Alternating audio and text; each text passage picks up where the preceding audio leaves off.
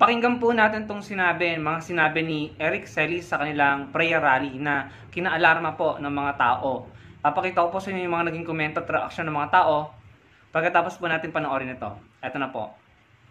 Vice President Sara Duterte, Armed Forces of the Philippines, Philippine National Police, ang panawagan ng sambayanan for the Vice President to take over as President ay makatarungan konstitusyonal na sa batas at pinaka-importanteng kailangan. Iyon ang dapat marinig ni Sara Duterte at gano'n na rin ng Armed Forces of the Philippines at ng Philippine National Police. Yan ang konstitusyonal na paraan upang lutasin itong problema at krisis sa lideratong kinakaharap natin. Yan po ay post ng SMNI. Sabi po dito sa post nila, ka Eric to VP Inday Sara take over as President. Ito po yung mga naging reaksyon ng mga tao. Sabi ni ako ito, dapat inaaresto ang mga ito, inciting to sedition, mutiny, kumbaga hinihikayat niya ang kulto na mag-aklas at mag-take over si Sara. Anong ginagawa ng kapulisan at ng Malacanang? Hahayaan niya ba ito? Kilos-kilos din. Sabi naman ni Mav, komunistang NPA na nagrarally. Ayan po yung mga naging komento. Sabi ng probinsyano, kalaban ng bayan. Sabi naman ni Crypto, is this a treason? Tinanong niya yung PNP. So, ayan po yung naging komento ng mga tao, no, doon sa mismong content kung saan maririnig po si Celis na sinabi yung mga bagay na yun na napanood natin at narinig natin kanina. So, nadinig naman po natin, di ba, yung mga salitang panawagan, AFP, PNP, no, pati ang Vice President binanggit niya na mag-take over, no, ng pamumuno. Ewan ko kung paano niya nasabi yun, ano? Pero yung mga tao tila nagkakaisa na para sa kanila pwedeng i-consider na inciting to sedition yung nangyaring iyon, no? Yung ginawang iyon at sinabing iyon ni Celis. Hindi naman po ako eksperto kaya hindi po ako magbibigay ng opinion dyan.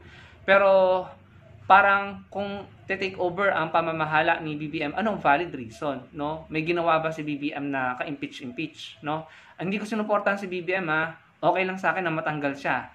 Pero para sa akin, kung aalis siya, sana yung papalit matino, no? Magaling, no? Diretsahan na, tatapatin ko po kayo. Sana yung papalit si Atty. Lenny. Kung aalis si BBM, mapapatalsik si BBM, ang gusto ko at para sa akin katanggap-tanggap na matatanggal siya, kung mapapatunayan na may nangyaring dayaan noong 2022 or may failure of election noong 2022. Pwedeng magkaroon ng snap election, no? At talagang susuportahan ko sa Atty. Lenny, no? So, kung matatanggal si BBM sa posisyon dahil may failure of election at may mapapatunayang nangyaring dayaan at ang papalit ay si Atty. Lenny, then payag ako doon, masaya ako doon dahil sa Atty. Lenny ang sinuportahan ko. Pero, kung maaalis si BBM sa posisyon niya dahil gusto lamang ng ilang grupo at walang valid reason, hindi naman tama yon, no? So, yung mga sinabi ni Celis, ano po sa palagay nyo? Sang-ayon po ba kayo sa mga naging komento ng mga tao? Dun sa palagay nila na kasi may mga nagsasabi, inciting to sedition, treason, at kung ano-ano pa, no? Meron pang tinatag ang PNP, no? Para sa akin, kung mali at illegal yung ginawa ni Celis, mananagot siya, no? At sa tingin ko, kapag napanood yan ni BBM, ng camp ni BBM, mapipikon talaga sila, no? Kaya, kung ako talaga sa kanila, sa camp ng mga DDS, supporter ni dating Pangulong Duterte at ni Tibuloy, kung ako sa kanila, hihinahon ako, makikipagtulungan ako, o-obey ko yung proseso ng batas, no? At hindi ko kakalabanin yung nasa posisyon, no? Hindi ako magsasalita ng kahit ano na ikapipikon ng nasa posisyon at nasa kapangyarihan. Dahil sila yung may kakayahan, yung nasa kapangyarihan, yung nasa posisyon, ang may kakayahan na magdikta ng maaaring mangyari or kapalaran ni Pastor Kibuloy, no? Sa ICC ni dating Pangulong Duterte. So, kung ganyan sila, napalaban sila dahil siguro sa pride, no? At talagang tila gumagawa pa sila ng mga bagay at nagsasalita pa sila ng mga salitang pwedeng ikainis, no? Ikagalit o ikapikon ng nasa posisyon ni BBM, baka lalong hindi mangyari yung gusto nilang mangyari.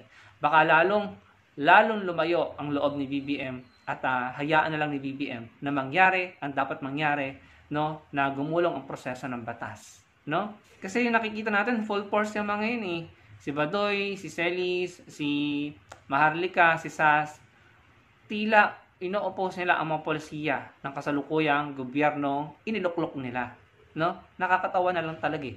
Sila yung isa sa pinakamalaking reason kung bakit talaga nanalo si BBM, no? Pero ngayon, nakakatawa sila dahil nag-iiyakan sila at binabatikos na sa BBM at tila gusto nilang maalis si BBM sa pwesto, no? So, naalala ko tuloy yung mga sinabi ni Ka Percy Lapid, no? So, kayo po mga kababayan, ano pong masasabi nyo sa mga narinig po natin kay Ka Eric Celis? At ano pong masasabi nyo sa naging komento, reaksyon ng mga nag-comment sa content na iyon, yung pinakita ko sa inyo.